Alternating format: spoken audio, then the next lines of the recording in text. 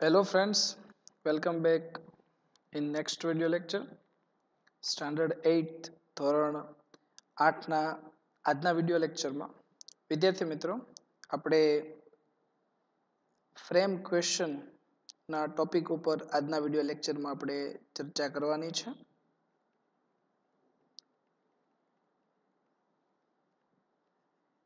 Frame questions એટલે શું? તો ફ્રેમ ક્વેશ્ચન એટલે આ જે પ્રશ્નો આવે છે બરાબર છે એ પ્રશ્નો આપણે બનાવવાના છે. ફ્રેમ ક્વેશ્ચન્સ બરાબર છે. તો આજના વિડિયો લેક્ચરમાં આપણે ફ્રેમ ક્વેશ્ચન એટલે કે પ્રશ્નોની રચના કરો, પ્રશ્નો બનાવો. જોકે આપણે વિદ્યાર્થી મિત્રો જે આપણો પહેલો યુનિટ છે ક્યુ ફોર ક્વેશ્ચન એ યુનિટની આપણે એક્ટિવિટીઝ જ્યારે પ્રવૃત્તિઓનો અભ્યાસ કરતા હતા ત્યારે આપણે અમુક WH ક્વેશ્ચન પ્રશ્નો કેવી રીતે બને એ આપણે જોયું હતું બરાબર છે. તો આજના વિડિયો લેક્ચરમાં આપણે આગળ વધીએ. આ ફ્રેમ ક્વેશ્ચનના ટોપિક ઉપર આપણે થોડુંક ડીપમાં જોઈએ. ફ્રેમ ક્વેશ્ચન એટલે શું વિદ્યાર્થી મિત્રો? તો WH ક્વેશ્ચન કે જે આપણા બધા WH ક્વેશ્ચન આવે છે આપણે વિડિયો લેક્ચર્સમાં ભણી ચૂક્યા છે. Who, what, where, when, why, which, whom, whose આ બધા WH ક્વેશ્ચન છે બરાબર છે. તો આજના વિડિયો લેક્ચરમાં આપણે ફ્રેમ ક્વેશ્ચન, કારણ કે એક્ઝામમાં આપણને એ પણ પૂછાય છે પ્રશ્નો બનાવતા બરાબર છે. તો એની જ્યારે પૂછાય ત્યારે એની સૂચના કંઈક આ મુજબ હોય છે પરીક્ષામાં કે write questions to get the underlined words as answers. એટલે સૂચનાનું ગુજરાતી એવું થાય છે કે રેખાંકિત શબ્દો ઉત્તરમાં મેળવવા માટે પ્રશ્નો લખો બરાબર છે. કે write questions to get the underline words as answers. રેખાંકિત શબ્દો ઉત્તરમાં મેળવવા માટે પ્રશ્નો લખો બરાબર. તો અને બીજું એક વિદ્યાર્થી મિત્રો ખાસ તમને કહેવાનું કે આ પણ વિડિયો લેક્ચર તમારે લખવાનો છે, આ સૂચના લખવાની છે, હેડિંગ આપવાનું છે, જે કંઈ આપણે પ્રશ્નો લખીએ એ બધું તમારા આજના વિડિયો લેક્ચરમાં આપણે જે લખીએ બધું લખવાનું છે બરાબર છે. તો એ પ્રમાણે આપણે તમે સાથે લખતા જજો. હવે જો પહેલું વાક્ય હું તમને કહું છું. પહેલું વાક્ય આવું છે કે Rajan put the bag on the table. Ready? આવું વાક્ય છે કે Rajan put the bag on the table. એટલે કે રાજને ટેબલ ઉપર બેગ એટલે દફતર મૂક્યું હતું. રાજને ટેબલ ઉપર દફતર મૂક્યું હતું. સાદા ભૂતકાળનું વાક્ય છે બરાબર છે. હવે આપણે પ્રશ્નો બનાવીએ. તો માનો કે આ પહેલું રાજન છે. રાજન, જો એને મારે દૂર કરવું હોય એટલે રાજનનો પ્રશ્ન કેવો બને? તો રાજન માટે એવો પ્રશ્ન બનાવી શકું કે ટેબલ ઉપર બેગ કોણે મૂક્યું હતું? તો જવાબ છે રાજન. હજી એક વાર કહું, ટેબલ ઉપર બેગ કોણે મૂક્યું હતું? તો જવાબ છે રાજન બરાબર. એટલે રાજનનો WH ક્વેશ્ચન આપણે બનાવવો હોય, પ્રશ્ન બનાવવો હોય, કીધું ને રેખાંકિત શબ્દો ઉત્તરમાં મેળવવા પ્રશ્નમાં. ચાલો આમાં રેખાંકિત છે રાજનમાં, તો એનાથી પ્રશ્ન આપણે કયો બનાવશું? તો વુ થી પ્રશ્ન બનાવશું કે દફતર ટેબલ ઉપર કોણે મૂક્યું હતું? તો પહેલા વુ, પછી વુ સાથે ક્રિયાપદ પુટ, પછી કર્મ ધ બેગ અને પછી on the table. On the table. આ વુ ની વાક્ય રચના છે બરાબર. કેવી વુ ની વાક્ય રચના છે? તો સૌથી પહેલા વુ આવશે. વુ વાક્ય રચના આપણે અલગ લખીએ તો વધારે ખ્યાલ આવશે બરાબર છે. સૌથી પહેલા આપણે જોઈએ તો વુની વાક્ય રચના કેવી છે? તો વુની વાક્ય રચના કંઈક આ મુજબ થશે કે એમાં સૌથી પહેલા આવશે વુ. પ્લસ ક્રિયાપદનું ભૂતકાળનું રૂપ, ક્રિયાપદનું ભૂતકાળનું રૂપ પ્લસ ધ બેગ છે એ કર્મ છે અને ઓન ધ ટેબલ છે એ અન્ય શબ્દ છે. ઓન ધ ટેબલ શું છે? અન્ય શબ્દ. સૌથી પહેલા વુ, બરાબર, પછી પુટ, પુટ છે એ ક્રિયાપદનું ભૂતકાળનું રૂપ છે, પછી ધ બેગ, બેગ છે એ કર્મ છે અને ઓન ધ ટેબલ છે એ ઓન ધ ટેબલ અન્ય શબ્દ છે. તો આ રીતે આપણે પહેલું વુનું વાક્ય બનાવ્યું, બરાબર છે. હવે એના પછી છે, હવે હું બીજો પ્રશ્ન બનાવું છું. બીજો પ્રશ્નમાં ધ બેગની નીચે અંડરલાઈન કરું છું. ધ બેગ, બેગ એટલે દફતર, બરાબર. ધ બેગની નીચે અંડરલાઈન કરી નાખો, ધ બેગ. રેડી? તો હવે એનો પ્રશ્ન કેવી રીતે બનશે? તો એનો પ્રશ્ન ગુજરાતીમાં એવી રીતે બનાવી શકાય કે રાજને દફતર, રાજને ટેબલ ઉપર શું મૂક્યું? રાજને ટેબલ ઉપર શું મૂક્યું? બરાબર છે. તો રાજને ટેબલ ઉપર શું મૂક્યું? તો જો એનો પ્રશ્ન લખું છું કે વોટ, શું એટલે વોટ થાય ને, vote did Rajan, vote did Rajan put on the table? Vote did Rajan put on the table? Ready? તો આ પ્રશ્ન બનાવ્યો. અહીંયા પેલો હુ વાળો પ્રશ્ન કે who put the bag on the table, ને પછી વોટ વાળો પ્રશ્ન બનાવ્યો. બેગની નીચે રેખાંકિત શબ્દ બેગની નીચે અંડરલાઈન છે એટલે what did Rajan put on the table? રાજને ટેબલ ઉપર શું મૂક્યું? તો આ વોટની વાક્ય રચના તમે ધ્યાનથી જુઓ ને તો વોટની વાક્ય રચના કંઈક આ મુજબ છે. એમાં સૌથી પહેલા વોટ આવશે, WHAT, પછી ડીડ આવશે, DID. ડીડ પછી રાજન છે એ કર્તા છે અને આ પુટ છે ને એ ક્રિયાપદનું મૂળ રૂપ છે. કારણ કે સાદા ભૂતકાળના નકાર અને પ્રશ્નાર્થમાં ડીડ આવે, ડીડ, અને ડીડ સાથે હંમેશા ક્રિયાપદનું મૂળ રૂપ આવે. અને પછી વોટ છે એટલે એ તો કર્મ, તો આપણો જવાબ છે એટલે ઓન ધ ટેબલ કર્મ નથી પણ એ અન્ય શબ્દ છે, અન્ય શબ્દો. છેલ્લે પ્રશ્નાર્થ ચિહ્ન. ખ્યાલ આવ્યો? જો સૌથી પહેલા વોટ છે, પછી આ ડીડ છે, રાજન કર્તા છે, પુટ છે એ ક્રિયાપદનું મૂળ રૂપ છે અને ઓન ધ ટેબલ અન્ય શબ્દ છે. તો અહીંયા તમે જોઈ શકો હુ વાળા વાક્યમાં ડીડ નથી અને વોટ વાળા વાક્યમાં ડીડ છે. આવું કેમ? તો ડીડ હંમેશા વિદ્યાર્થી મિત્રો કર્તાને આધારે મુકાય અને વુ વાળા પ્રશ્ન, જ્યાં વુથી પ્રશ્ન પૂછવામાં આવે, વુનો WH ક્વેશ્ચન હોય, એમાં કોઈ દિવસ કર્તા હોતો નથી. ઉલટાનો કર્તા જાણવા માટે તો વુથી પ્રશ્ન પૂછાય છે, વુમાં કોઈ દી કર્તા ન હોય. હું શું કહું છું કે કર્તા જાણવા માટે તો વુથી પ્રશ્ન પૂછાય. એટલે વુની વાક્ય રચના આવી, વુ પ્લસ ક્રિયાપદનું ભૂતકાળ રૂપ પ્લસ કર્મ પ્લસ અન્ય શબ્દો. વોટની વાક્ય રચના આવી, વોટ પ્લસ ડીડ પ્લસ કર્તા પ્લસ ક્રિયાપદનું મૂળ રૂપ પ્લસ અન્ય શબ્દો. બરાબર છે. હવે એના પછી હું આગળ વધું તો હવે અહીંયા ઓન ધ ટેબલ છે, તો ઓન ધ ટેબલની નીચે અંડરલાઈન હોય તો કેવી રીતે પ્રશ્ન બને? તો ગુજરાતીમાં એવો પ્રશ્ન બની શકે, રાજને દફતર ક્યાં મૂક્યું? કારણ કે ટેબલ ઉપર એટલે એક પ્રકારનું સ્થાન થયું ટેબલ. તો રાજને દફતર ક્યાં મૂક્યું? તો કે ટેબલ ઉપર મૂક્યું. તો હવે એનો પ્રશ્ન બનાવવો હોય તો કેવી રીતે? જો બનાવું છું, ક્યાં છે એટલે વેર આવશે, વેર. પછી આવશે ડીડ, વેર ડીડ. પછી આવશે રાજન, રાજન, વેર ડીડ રાજન, પછી પુટ અને પછી ધ બેગ. રેડી? કે where did Rajan put the bag? રાજને દફતર ક્યાં મૂક્યું? હવે આ વેર વાળી વાક્ય રચના કેવી છે તો તમે જોઈ શકો. સૌથી પહેલા વેર આવે, WHERE, વેર. એના પછી ડીડ આવશે, પછી રાજન કર્તા છે, ડીડ આરે હમણાં જ વાત કરી હતી, ક્રિયાપદનું ભૂતકાળ, ડીડ સાથે હંમેશા ક્રિયાપદનું મૂળરૂપ છે અને બેગ છે એ કર્મ છે. બરાબર છે. છેલ્લે પ્રશ્નાર્થ ચિહ્ન. તો લ્યો, આ ડીડ કેમ આવે? તો હજી એકવાર વિદ્યાર્થી મિત્રો કહું છું, આપણે અગાઉના વિડીયો લેક્ચર્સમાં સિમ્પલ પાસ્ટ ટેન્સ, સાદા ભૂતકાળનો વિડીયો લેક્ચર આપણે અગાઉ ઘણા બધા આપણે ભણી ચૂકેલા છીએ. તો એકવાર તમે વિડીયો લેક્ચર્સ પાછા જોઈ લ્યો એટલે તમને ખ્યાલ આવી જશે. કારણ કે આ બધા સાદા ભૂતકાળથી પ્રશ્નો આપણે બનાવીએ છીએ એટલે સાદા ભૂતકાળની વાક્ય રચના ત્યાં લાગુ પડે. સાદા ભૂતકાળના હકાર વાક્યમાં ભૂતકાળનું રૂપ આવે, નકારને પ્રશ્નાર્થમાં ડીડ સહાયકારક ક્રિયાપદ આવે, ડી ડાયરેક્ટ ક્રિયાપદનું મૂળરૂપ આવે. પાછું વુથી આ WHO વુથી પ્રશ્ન પૂછાય ને વુથી પ્રશ્ન પૂછાય ત્યારે એમાં ડીડ ન હોય. શું કામ ડીડ ન હોય? કારણ કે વુમાં કરતા હોતો નથી એટલા માટે ડીડ ન હોય. બાકીના બધા WHO what, where, when, why, which, whom એ બધામાં ડીડ હોય પણ વુમાં ડીડ હોય નહીં.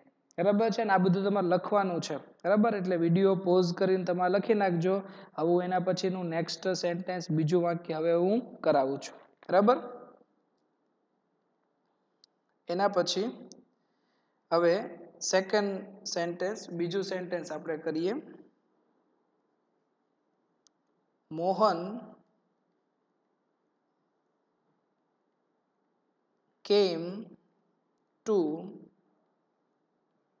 my house in the morning.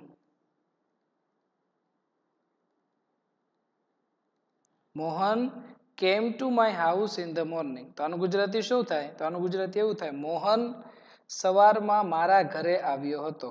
Mohan સવારમાં મારા ઘરે આવ્યો હતો. બરાબર? તો સૌથી પહેલું આપણે અંડરલાઈન કરતા જઈએ. તો પહેલા હું મોહનની નીચે અંડરલાઈન કરું છું. બરાબર? તો સવારમાં મારા ઘરે કોણ આવ્યું હતું? તો જવાબ છે મોહન. બરાબર? તો મોહનથી પ્રશ્ન બનાવો કેવી રીતે બનશે? તો એ વુથી પ્રશ્ન બનશે કારણ કે મોહન કરતા છે અને કર્તાથી કર્તાને રેખાંકિત હોય કરતા તો વુથી પ્રશ્ન બને. બરાબર? તો વુ પછી કેમ પછી two my house in the morning ને પ્રશ્નાર્થ ચિહ્ન. બરાબર? તો આ આપણે કઈ વાક્ય રચના બનાવી? તો આ વુની વાક્ય રચના બનાવી. સૌથી પહેલા વુ પ્લસ ક્રિયાપદનું ભૂતકાળનું રૂપ પ્લસ કર્મ પ્લસ અન્ય શબ્દો અને છેલ્લે પ્રશ્નાર્થ ચિહ્ન. જો સૌથી પહેલા વુ છે, પછી કેમ ભૂતકાળનું રૂપ છે, ટુ માય હાઉસ કર્મ છે, ઇન ધ મોર્નિંગ જે છે અન્ય શબ્દ, છેલ્લે પ્રશ્નાર્થ ચિહ્ન. બરાબર છે? તો એ છે. હવે એના પછી આપણે આગળ વધીએ તો હવે હું બીજો પ્રશ્ન ઉપર જાઉં છું. તો બીજો પ્રશ્ન છે માય હાઉસ. My house. બરાબર? તો માય હાઉસની નીચે રેખાંકિત શબ્દ અંડરલાઈન હોય, લીટી હોય તો શેનથી પ્રશ્ન બને? કે મોહન સવારમાં મારા ઘરે આવ્યો હતો. મારા ઘરે આવ્યો હતો. મારા ઘરે કાઢી નાખું તો શેનથી પ્રશ્ન બને? તો એવો પ્રશ્ન બને કે મોહન સવારમાં ક્યાં આવ્યો હતો? મોહન સવારમાં ક્યાં આવ્યો હતો? જવાબ છે મારા ઘરે. તો એનો પ્રશ્ન બનાવું છું. ક્યાં એટલે વેર થાય, વેર. પછી આવશે ડીડ, પછી ક્રિયાપદનું મૂળરૂપ ડીડ પછી કરતા મોહન, પછી ક્રિયાપદનું મૂળરૂપ કમ થઈ જશે અને પછી આવશે in the morning. In the morning. બરાબર? આ પ્રશ્નમાં ટુ નહીં આવે. શું કામ ટુ નહીં આવે? કારણ કે જે જવાબ છે ને એને ટુ લાગુ પડે. હવે આપણો આ જવાબ તો આપણે લખવા નથી પ્રશ્નમાં એટલે ટુ નહીં આવે. તો where did Mohan come in the morning, કે મોહન સવારમાં ક્યાં આવ્યો હતો? તો આ જે પ્રશ્ન મેં બનાવ્યો, બરાબર, એમાં સૌથી પહેલા મેં શું લખ્યું છે? વેર લખ્યું છે. WHERE વેર એટલે ક્યાં. પછી તમે જુઓ તો મેં ડીડ લખ્યું છે. ડીડ શું કામ લખ્યું? કારણ કે કરતા છે એટલે. જો વુમાં ડીડ ન હોય કારણ કે વુમાં કરતા નથી એટલા માટે. તો વેર પછી ડીડ પછી કરતા, ડીડ સાથે ક્રિયાપદનું મૂળરૂપ આવે. બરાબર? અને પછી આવે અન્ય શબ્દ. અન્ય શબ્દ અને છેલ્લે પ્રશ્નાર્થ ચિહ્ન. જો વેર છે પછી ડીડ, મોહન કરતા છે, ડીડ આરે ક્રિયાપદનું મૂળરૂપ આવે. અહીં જો ડીડ આરે કમ આવે. અહીંયા કેમ છે. બરાબર? પછી ઇન ધ મોર્નિંગ એ અન્ય શબ્દ છે. હવે એના પછી આગળ વધીએ તો ત્રીજું છે ઇન ધ મોર્નિંગ એટલે કે સવારમાં. તો સવારમાં હું કાઢી નાખું તો કેવી રીતે પ્રશ્ન બને? તો એ પ્રશ્ન બને વેન થી. WHEN when. બરાબર? કે કેવી રીતે? તો વેન થી એવો પ્રશ્ન બને કે મોહન સવારમાં મોહન મારા ઘરે ક્યારે આવ્યો હતો? મોહન મારા ઘરે ક્યારે આવ્યો હતો? તો વેન થી બનશે when did Mohan come to my house. બરાબર. તો આ વાક્ય રચનામાં જોવા જઈએ તો સૌથી પહેલા શું છે તો સૌથી પહેલા વેન છે. વેન પછી છે ડીડ. વેન પછી ડીડ છે. મોહન છે એ કર્તા છે. ડીડ સાથે ક્રિયાપદનું મૂળરૂપ આવે અને ટુ માય હાઉસ કર્મ છે અને છેલ્લે પ્રશ્નાર્થ ચિહ્ન. બરાબર. આ બધું તમારે સાથે સાથે લખતું જવાનું છે. રેડી. તો આ રીતે આપણે આ બીજા વાક્યના બધા પ્રશ્નો બનાવતા શીખ્યા. બરાબર. તમે લખી નાખજો. હું આ ઇરેઝ કરીને નેક્સ્ટ વાક્ય એને પછીનું વાક્ય લખું છું. હવે આપણે પહોંચ્યા ત્રીજું વાક્ય. ત્રીજું વાક્ય શું છે તો ત્રીજું વાક્ય કંઈક આવું છે કે ઉમંગ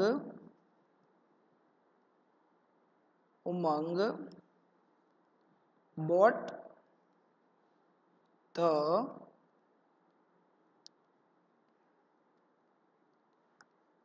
red bicycle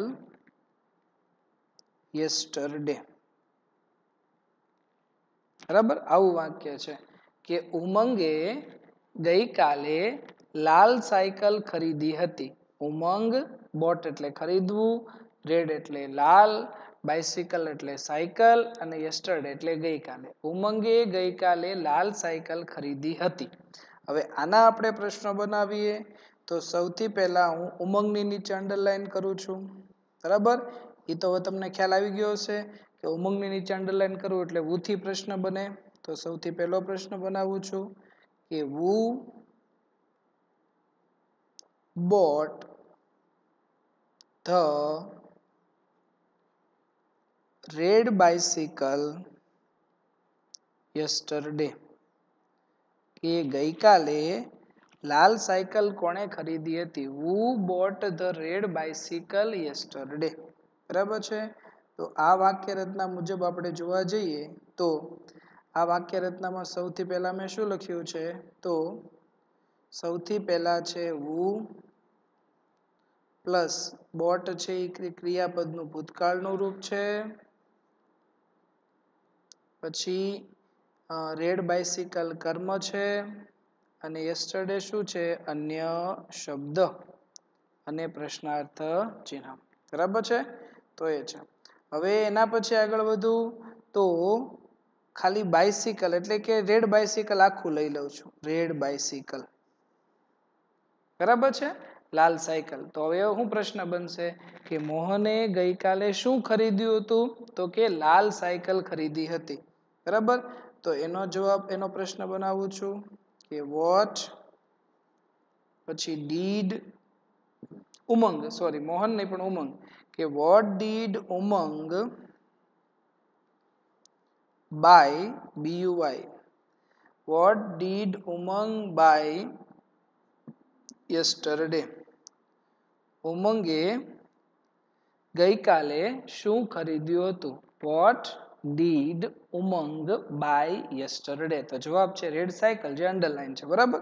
તો હવે આ વોટ થી પ્રશ્ન બન્યો એની આપણે વાક્ય રચના જોઈએ તો એની વાક્ય રચના કંઈક આ મુજબ થાય કે સૌથી પહેલા આવશે વોટ, એના પછી આવશે ડીડ, ઉમંગ છે કર્તા, બાય છે ક્રિયાપદનું મૂળરૂપ અને એના પછી યસ્ટરડે છે અન્ય શબ્દો.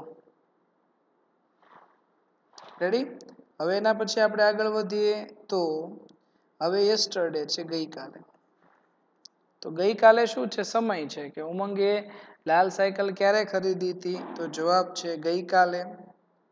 તો એનો હું પ્રશ્ન બનાવું તો એનો પ્રશ્ન આવો બનશે કે when did Umang buy the red bicycle. બરાબર છે કે ઉમંગે લાલ સાયકલ ક્યારે ખરીદી હતી તો એના આપણે આન્સરમાં જોઈએ તો એમાં વાક્ય રચના કંઈક આવી થાય કે પહેલા વેન આવશે વેન પ્લસ ડીડ આવશે ઉમંગ કરતા છે પછી બાય છે ક્રિયાપદનું મૂળરૂપ છે પછી રેડ બાઇસિકલ કર્મ છે અને છેલ્લે પ્રશ્નાર્થ ચિહ્ન બરાબર છે હવે વિદ્યાર્થી મિત્રો અહીંયા પ્રશ્ન બની ગયા બરાબર પણ હવે એક અલગ પ્રશ્ન આપણે બનાવવાનો છે અને અલગ પ્રશ્ન એવો બનાવવાનો છે કે અહીંયા એમ કીધું છે ઉમંગે લાલ સાયકલ ખરીદી હવે મારે ખાલી આ રેડ છે ને રેડ લાલ આ રેડ એટલું જ તે મારે ખાલી દૂર કરવું છે એટલું રેખાંકિત છે આ નીચે લીટી છે રેડની નીચે આરઈડી તો કેવી રીતે પ્રશ્ન બને તો એનો પ્રશ્ન એવો બને કે ઉમંગે કેવી સાયકલ ખરીદી હતી કયા કલરની સાયકલ ખરીદી હતી એવું થાય ને કયા કલરની સાયકલ ખરીદી હતી કેવી સાયકલ ખરીદી હતી તો હવે હું એનો પ્રશ્ન બનાવું છું ઈ તમે ધ્યાન આપજો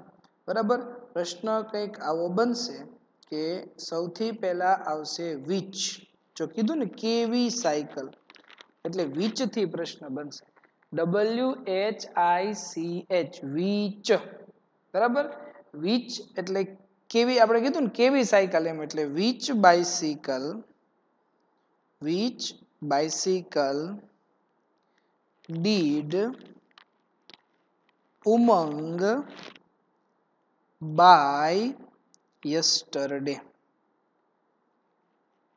રેડી કે which bicycle did Umang buy yesterday ઉમંગે ગઈકાલે કેવી સાયકલ ખરીદી હતી બરાબર તો હવે તમે વાક્ય રચના જુઓ તો સૌથી પહેલા વિચ આવે વિચ સાથે વસ્તુનું નામ આવે શું આવે વસ્તુનું નામ જો બાઇસિકલ એટલે વિચ પ્લસ વસ્તુનું નામ એના પછી ડીડ પછી કર્તા પછી ક્રિયાપદનું મૂળરૂપ અને પછી અન્ય શબ્દ તો આ રીતે વિચ થી પ્રશ્ન બનાવી શકાય બરાબર છે તો વિદ્યાર્થી મિત્રો આજના વિડિયો લેક્ચરમાં આપણે 3 જેટલા વાક્યોના પ્રશ્નો બનાવતા શીખ્યા બરાબર કે આ રીતે આપણે પ્રશ્નો બનાવી શકીએ છીએ બરાબર છે અને નેક્સ્ટ વિડિયો લેક્ચરમાં આપણે બાકીના ટોપિક ઉપર આગળ આપણે ધ્યાન આપીશું તમે પણ ઘરે બેઠા બેઠા WH ક્વેશ્ચનની પ્રેક્ટિસ કરી શકો છો થેન્ક્સ ફોર વોચિંગ